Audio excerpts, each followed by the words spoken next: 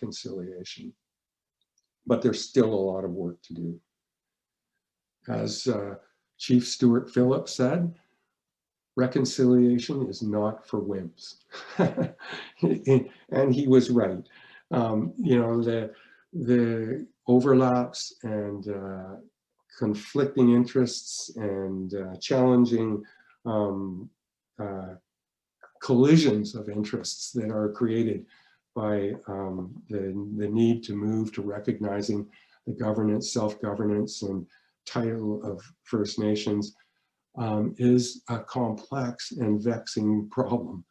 But we need to trust our partners and see that we are ready as a government to meet the obligation we put on ourselves with the UN Declaration of the Rights of Indigenous People.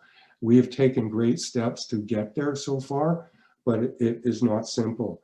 There is no homogeneous view in First Nations communities on any issue. And we must not, in any case, seek to speak for them or cherry pick those who simply support our positions. So we respect the challenge of reconciliation. And so far, we've taken steps that have, I think, been ground shaking and historic.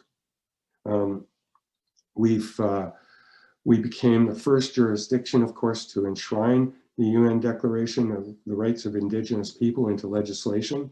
And this ensures that all government decisions going forward are done through a lens of reconciliation.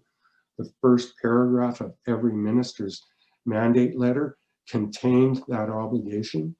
We signed a historic agreement to share gaming revenue with First Nations, which is but a tiny fraction of what has been taken from their lands and what we have an obligation to give back. But this will provide them with ongoing stable funding that can be used to help address the challenges that they face in their communities, that they can leverage to invest in infrastructure or any other purpose.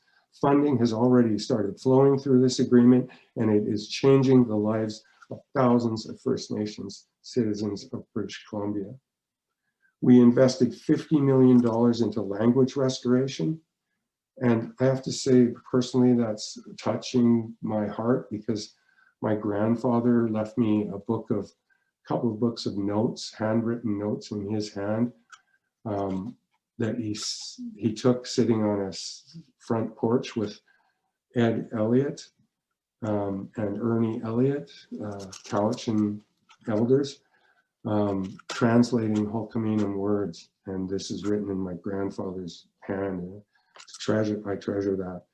And I was so happy to see us be committed to continuing and expanding that funding in this platform. It's an important step in reconciliation, as so many languages are near extinction. We became the first province to invest in on-reserve housing. We signed 2 historic agreements with the Nanaimo First Nation, one which includes the transfer of almost 3,000 hectares of land on Mount Benson and Mount McKay. There's lots more to do, but lots has been done.